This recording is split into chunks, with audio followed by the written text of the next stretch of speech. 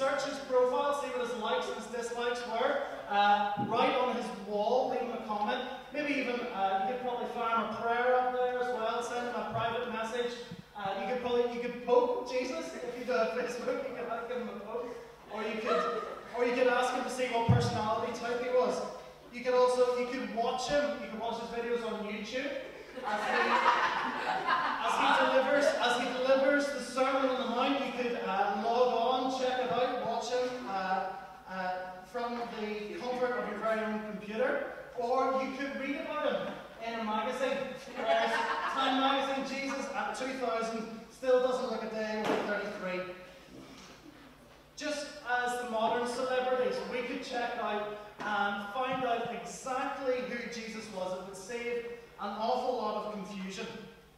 In the Gospel of Mark, we see people who don't really have a clue who Jesus is.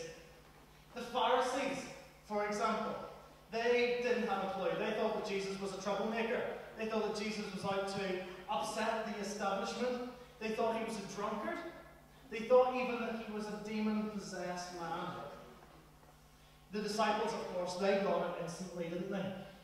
Not quite. His closest friends didn't have a clue who Jesus was.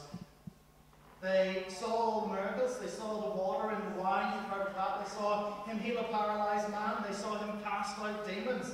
They saw him heal the sick. They saw him calm the storm, raise a girl from the dead. And yet they still ask the question, who is this man? Maybe you're here tonight and you really have no idea who Jesus really is. Well, this section in the Gospel of Mark we're going to be looking at tonight, well, it has the answer. So we're going to look at Mark 8, verse 27, first of all. There it is. And Jesus went on with his disciples to the villages of Caesarea Philippi. And on the way he asked his disciples, who do the people say that I am?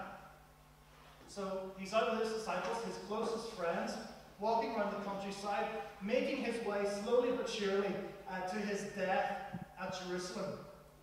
I'm sure on the road with his disciples they talked about a lot of things. They probably talked about what their favourite food was, they probably talked about their hobbies, what bands they were listening to at that moment in time. But Jesus in a twist in the conversation asked them a question. And he says, who do the people say that I am? But you see, it's okay at the moment. Because Jesus is asking the disciples what other people think. So they're off scot-free.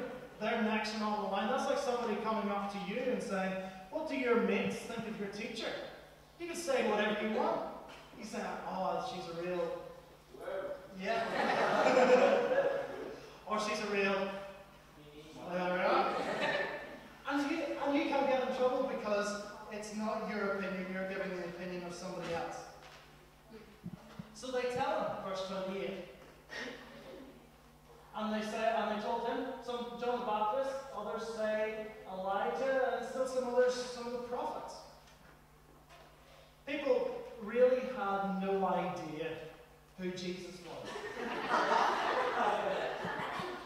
like people today, if you go up to the randomer on the street and ask them who they think Jesus was, you'll get a host of different answers, won't you?